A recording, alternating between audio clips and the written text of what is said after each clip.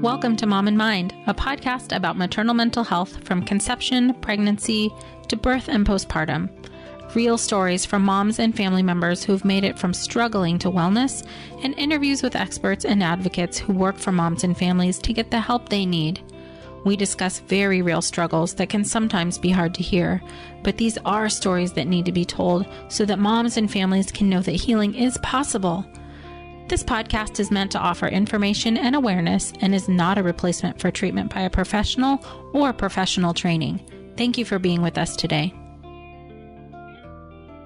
Hi, everybody. Welcome back to Mom in Mind. I'm your host, Dr. Kat. Thank you so much for choosing to be with us again on this episode.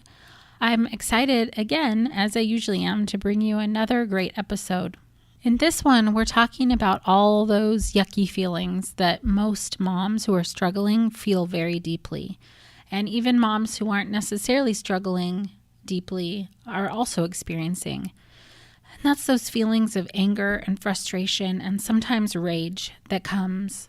And then the feelings that follow about feeling bad, feeling failure, feeling guilt, and feeling shame for even having had negative feelings at all. We're going to talk a little bit about how that happens and what kind of factors are a part of that experience for mothers. And just the fact that we're not necessarily prepared for really what it's going to feel like. And then we're dealing with the reality of motherhood as it's happening. And that in and of itself can be so overwhelming. Our guest today is Melissa Divaris Thompson, and she is a licensed marriage and family therapist with a private practice in New York City. She sees primarily women in their 20s and 30s, pregnant women, and new moms. She is a holistic and depth-oriented therapist and feels that her role is to support clients in finding wholeness, mind, body, and spirit by creating more joy, ease, and healthy relationships. She's going to share a little bit of her personal experience and also how she helps other moms to navigate through some really difficult feelings in new motherhood. So let's welcome Melissa. Welcome, Melissa. Thank you so much for being with us. Oh, I'm so happy to be here. Thanks so much for having me on. Yeah, absolutely. I'm really happy to be interviewing you and to talk about the work that you do and some of your really cool things that are coming up, and to understand and hear your perspective on these ideas of anger and rage and failure and guilt today. So how about though we start off with you sharing about your experience and the work that you do now? Absolutely. So I'm a mom of two. I have two very active, awesome boys, 2 and 4 years old. And I obviously haven't always been a mother. So I'm also a licensed marriage and family therapist. I have a private practice in New York City.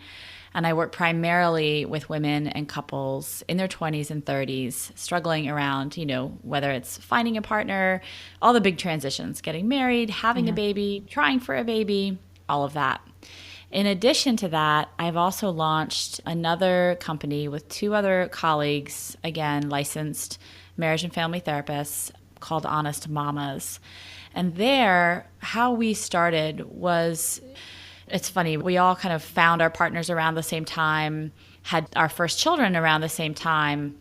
And during that time, we sort of started calling each other like, wait a second, we've been through a lot of intense psychotherapy to become therapists. And oh my gosh, this is like blowing our minds how hard this is, how many feelings emerge. No one talks about it. Everyone talks about how amazing it is. You have a baby. And I'm like, yeah, but I just had major surgery and it's not what I wanted. And I don't have any milk to feed my baby. And so we decided to find a way to support women, from a more emotional standpoint and a spiritual standpoint, to help them find themselves again after this big transition. So we created Honest Mamas. And so it's been quite a ride. Being a therapist, having the training I've had, and then the huge transition that happened when I first gave birth to my first son, who is now 4. Yeah. And, when we're talking today about anger and rage and guilt and failure, I'm hoping our listeners don't say like, oh, what a Debbie Downer, because it is so real. Mm-hmm. And I think the more we talk about it, the less kind of Debbie Downer it feels. It's sort of like, this is normal, women. This is okay. So I'm really happy we're talking about this today.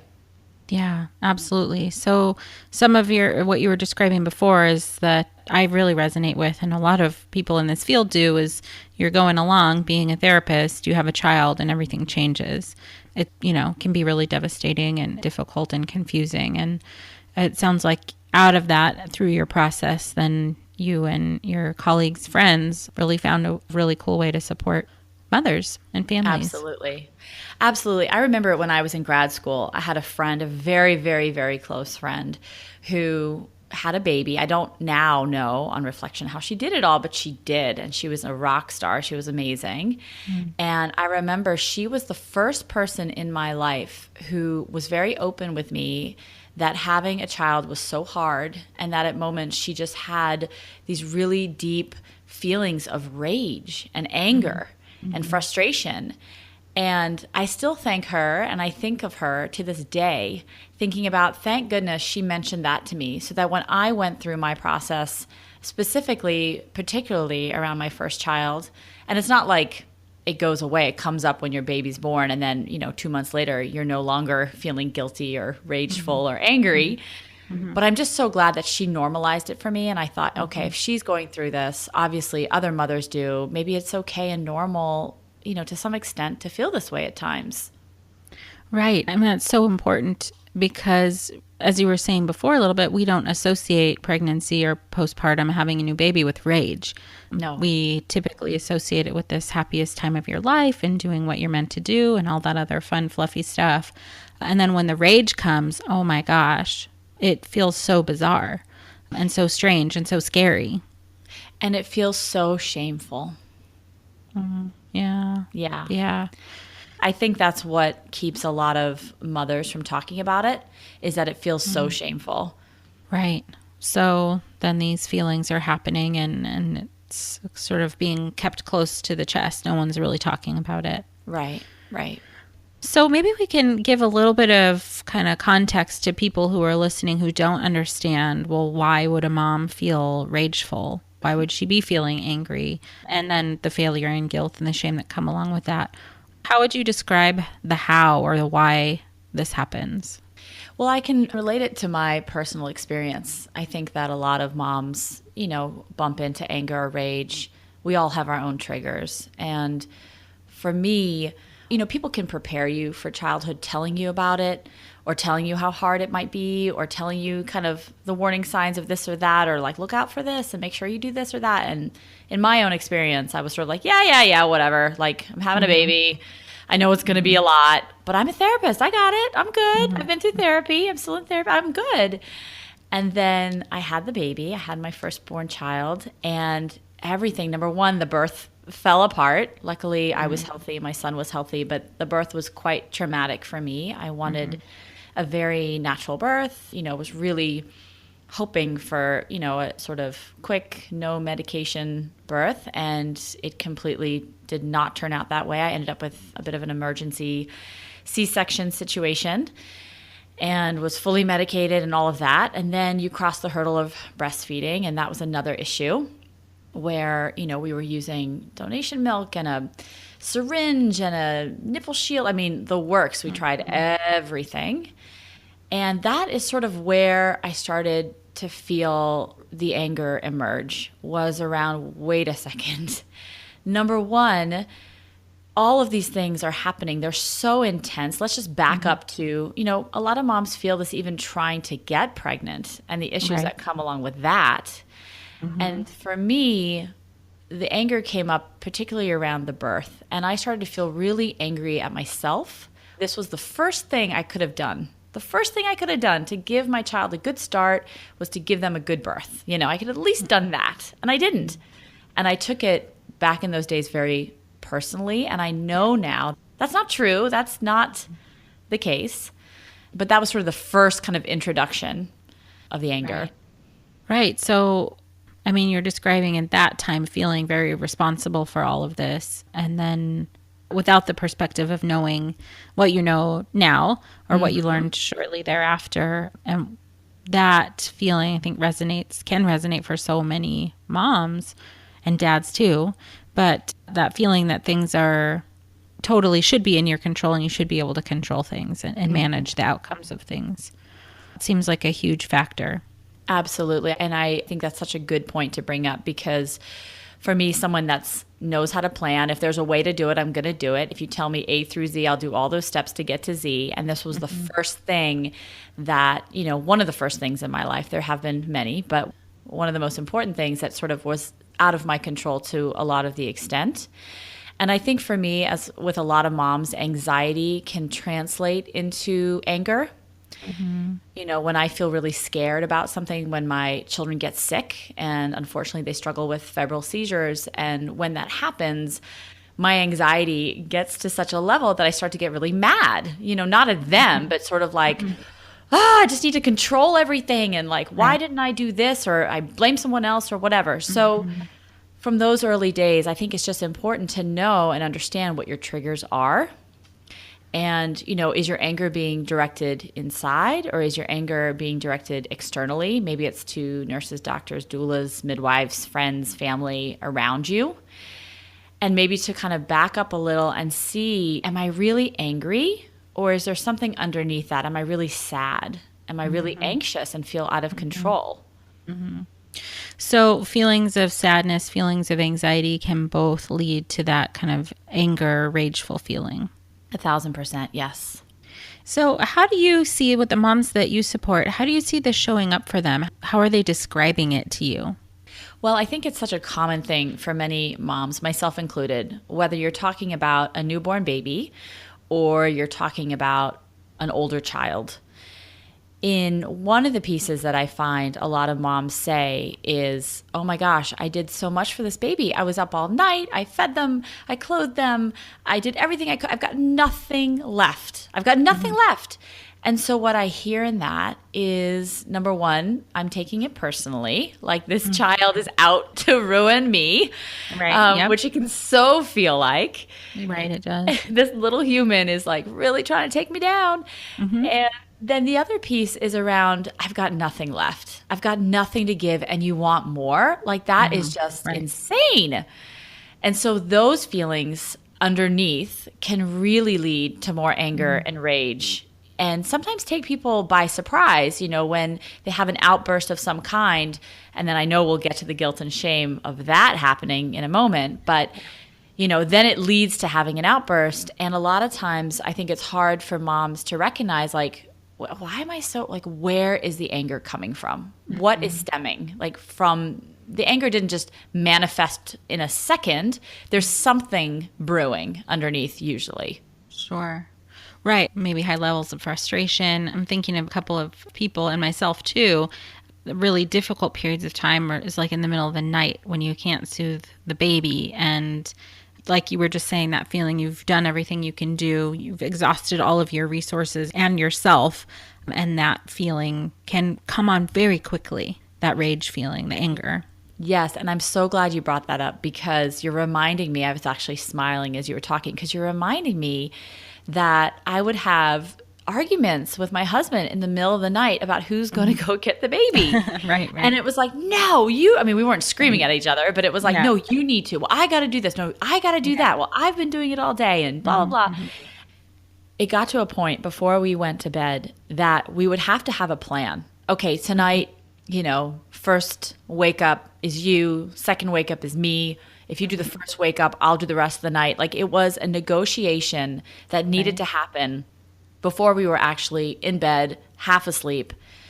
My husband's a much deeper sleeper than me, so I would be the first one to wake up, and I would get so annoyed. Like, you don't hear our baby crying? He's like right next to us, or right in the crib, or on the monitor. I remember I used to put the monitor on his side because I would be so sensitive to every little noise, rustle, or breath.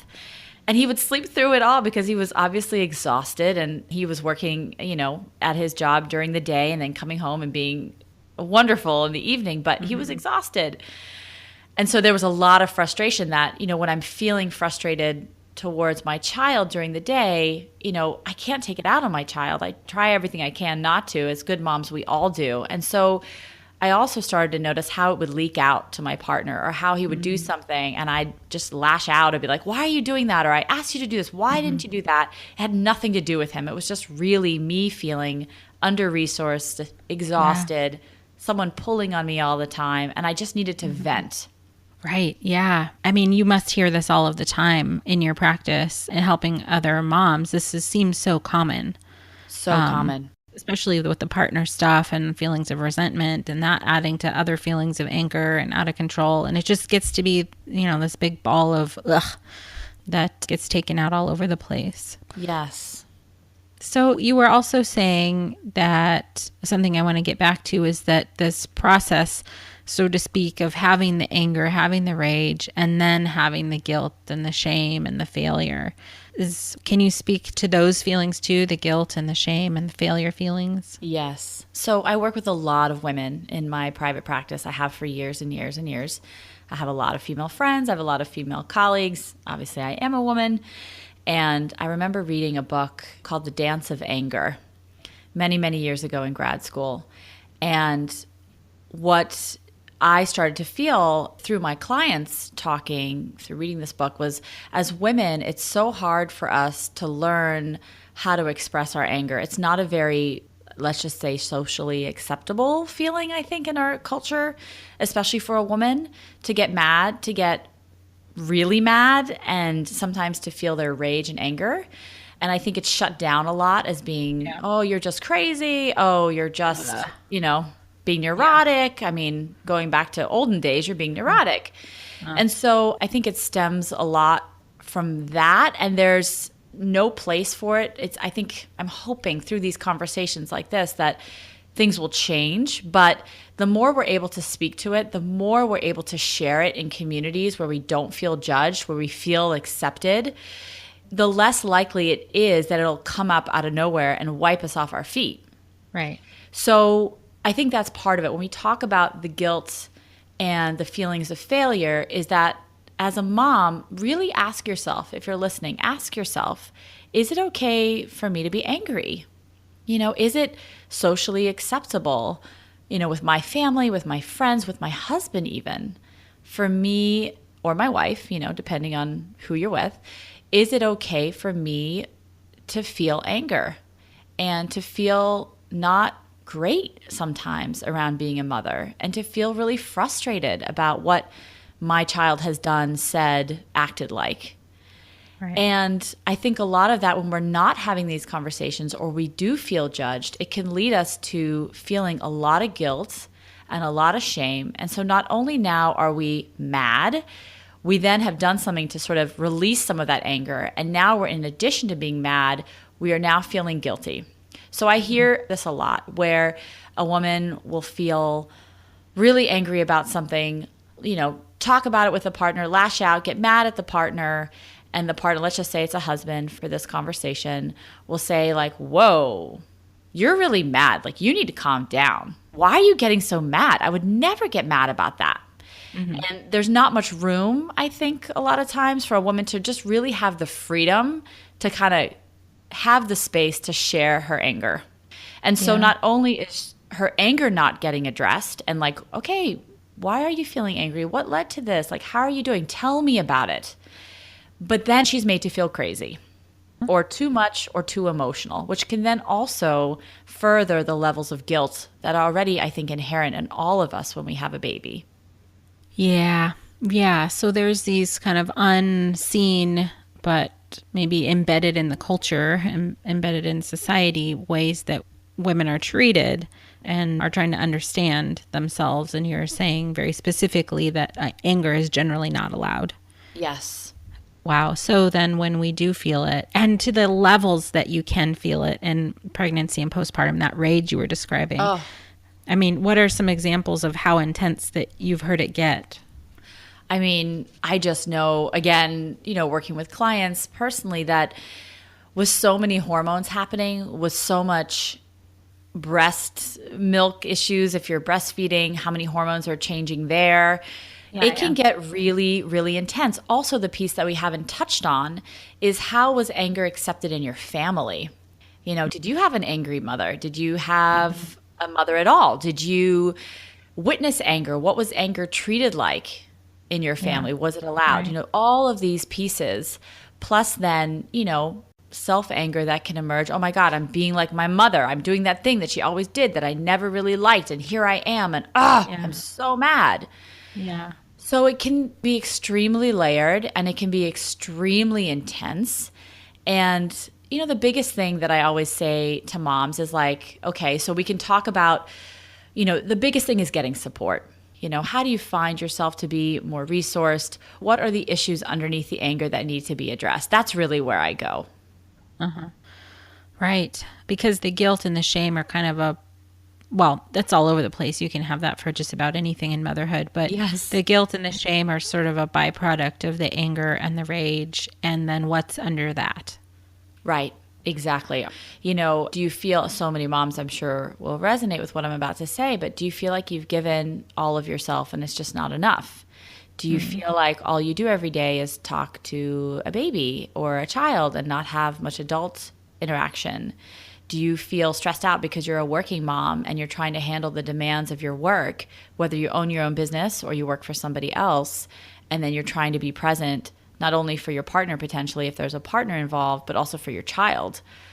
Are you stressed? Are you stressed about money? Like there's so many other factors in our life that come into the building up of this mountain of anger and rage. Right.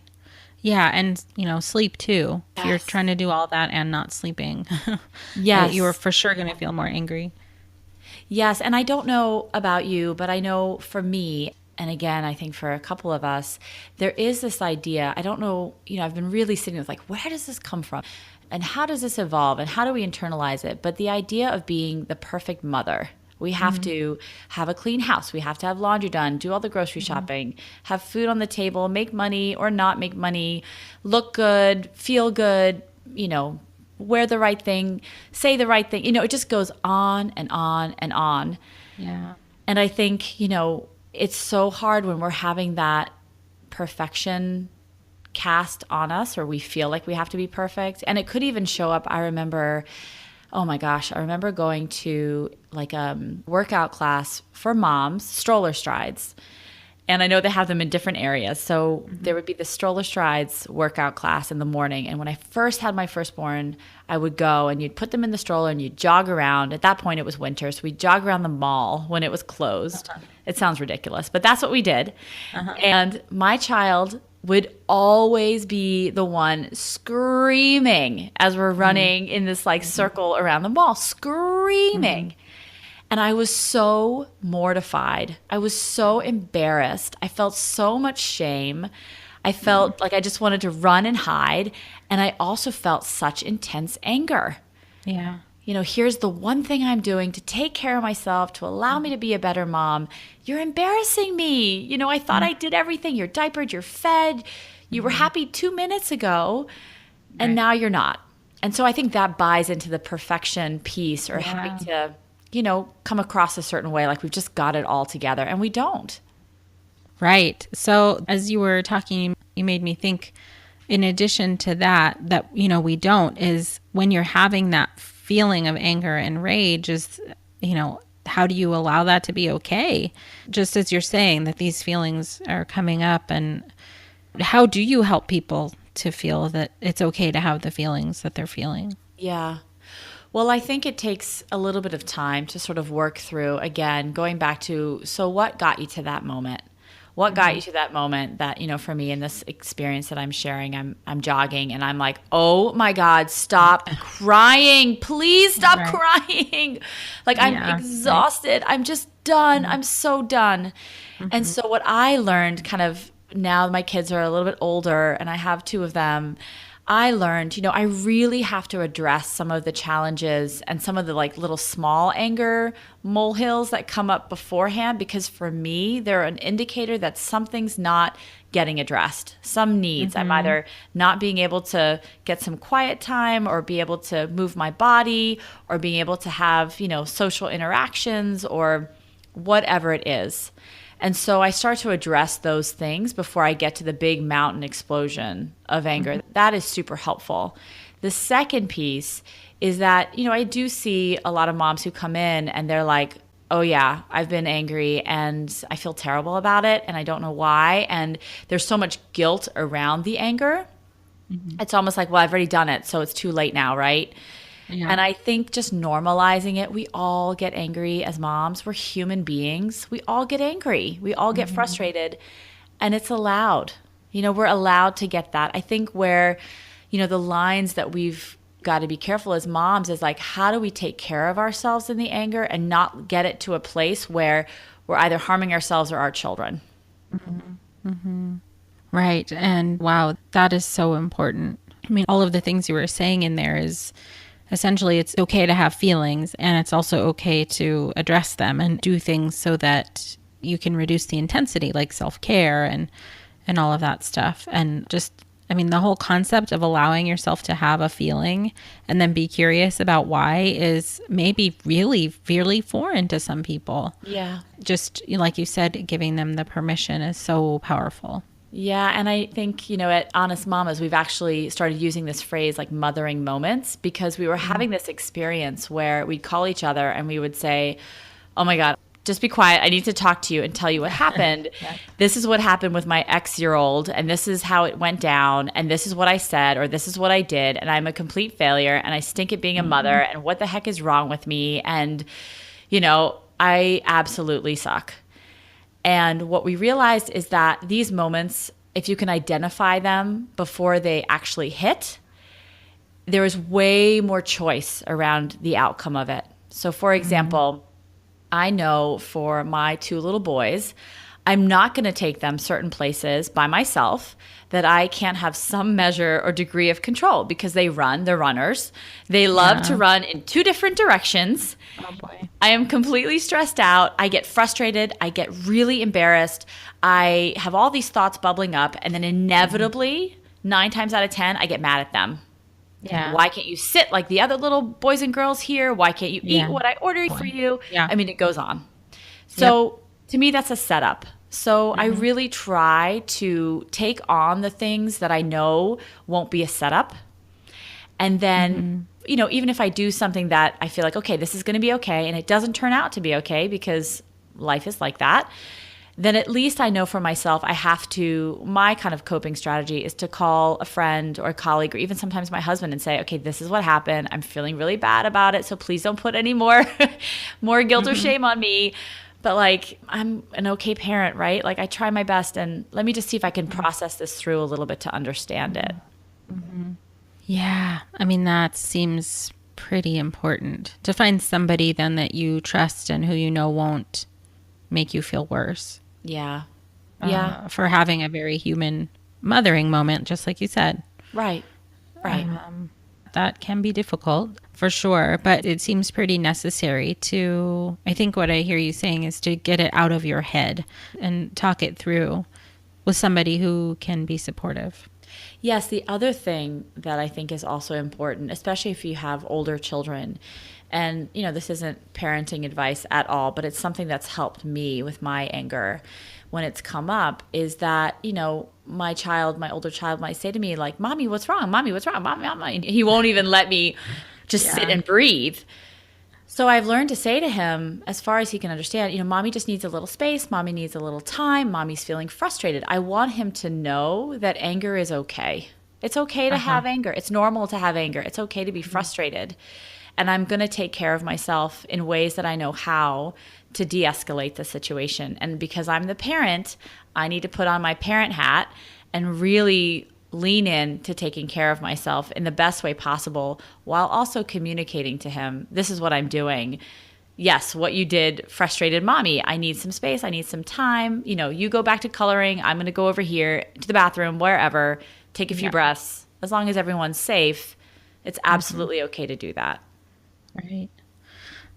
Just that is a great permission to give to mothers, that they themselves can take the time out that they need. Which is another, I'm going to jump in if that's okay with another example, because with my first child, I felt like I had to be, I would hear one little cry and I'm like, okay, go, go, go, go, go. It was constantly a race to get to meeting what my child needed in the moment. oh my gosh, I heard something. Let's go, let's go, let's go. I was constantly on high alert. And with my second child, what I realized is that it's okay. Of course, I'm going to attend to my child's needs. I'm right here, but it's going to take me some time to walk across the room. I'm not going to sprint. I'm not going to have heart palpitations while I try to get to you. And I think that has also given me a lot of permission just to be able to slow down a little bit. Sure. To not feel so much pressure on myself, to not slam our days with tons of activities, to not have the expectation that my children can get dressed in 5 minutes and out the door in 10. It's just not going to happen. It's not going to happen. They work at such a slower pace than adults do. And I need to remember that. Whoa, that's hard. It's so hard. That is really hard. I mean, to just even remember it sometimes, right? Because life is going and sometimes you are in a rush and in a hurry. And those are the times where you might be more likely to get angry and do things that, the kids don't understand in terms of, things maybe that I'm hearing, or moms who yell, specifically I'm thinking of a woman who was in one of my groups said like the baby wouldn't stop crying and she just yelled in the baby's face, and then had that and like, oh my gosh, how could I do that? I'm such a terrible mom. And then all the guilt and then all the shame. And then, that same kind of thing. Well, mom is totally exhausted and her wit's end. And then how does she go about, either forgiving herself about it or making the repair with her child? It's a hard process to understand that there will be times where we get mad and, giving ourselves, instead of going into that, the guilt, the shame is, more on the side of, forgiveness and allowing yourself to be human. Absolutely. I'm so glad you brought up repair, because that is another piece. As a therapist, we all know that repairing is huge. Yeah. That, if I mess up or I have an angry moment or I say something or in a way that I wish I hadn't, I get to, and again, at the child's what they can understand. A baby's not going to understand that maybe in the way that, an older child would, but babies still pick up on things. And to be able to look them in the eye and take some responsibility and to say, mommy was really frustrated and it's not okay for mommy to yell in your face. Mommy's going to work on that and I'm really sorry and I'll try better next time, and whatever.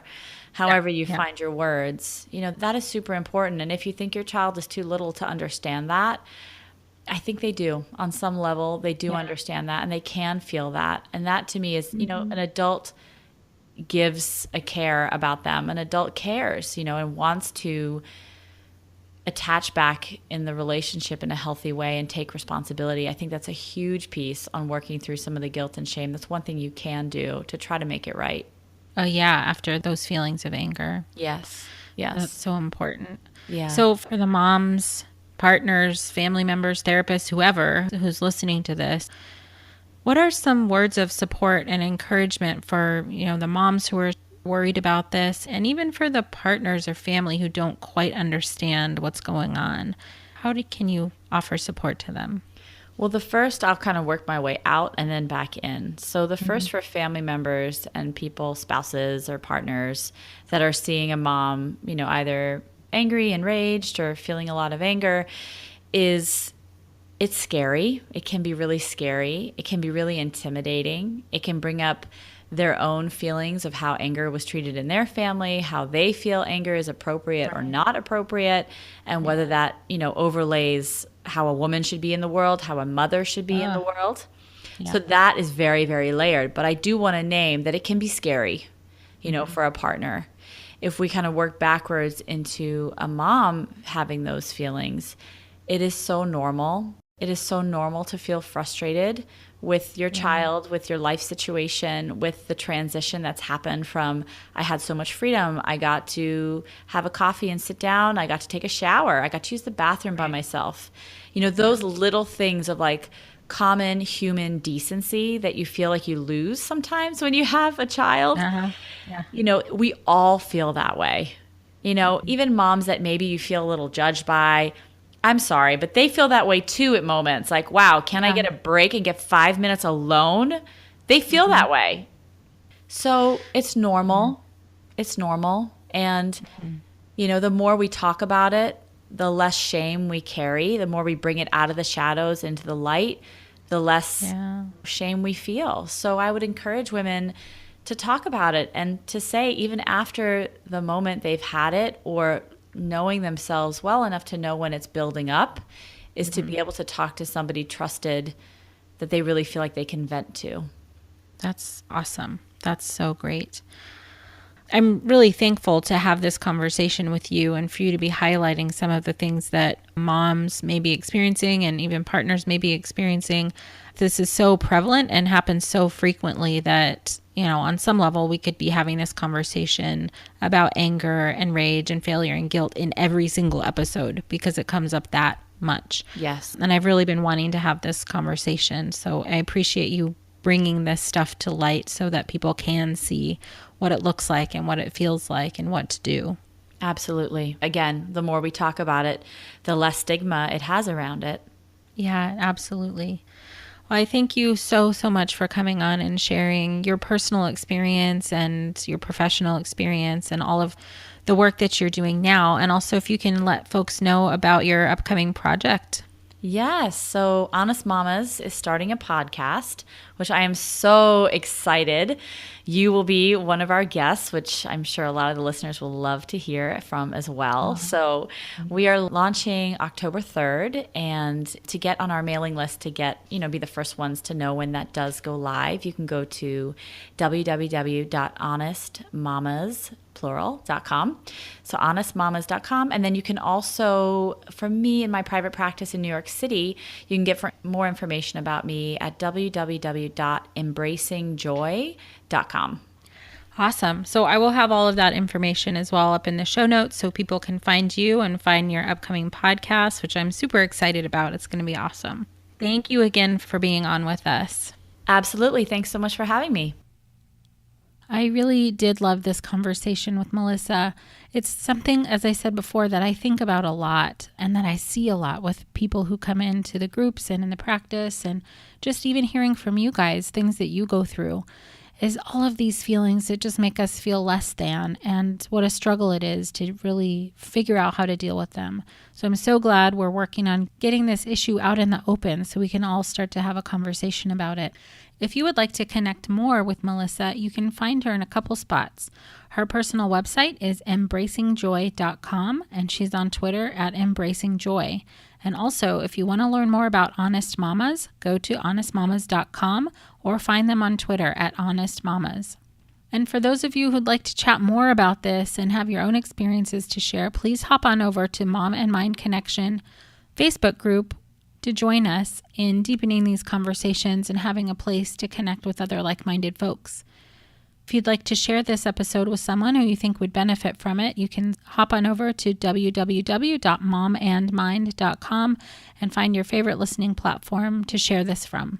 Please do feel free, as usual, to hop online and give me some feedback and some ideas about things that you'd like to hear more of on the Mom and Mind podcast. Thank you so much for joining us.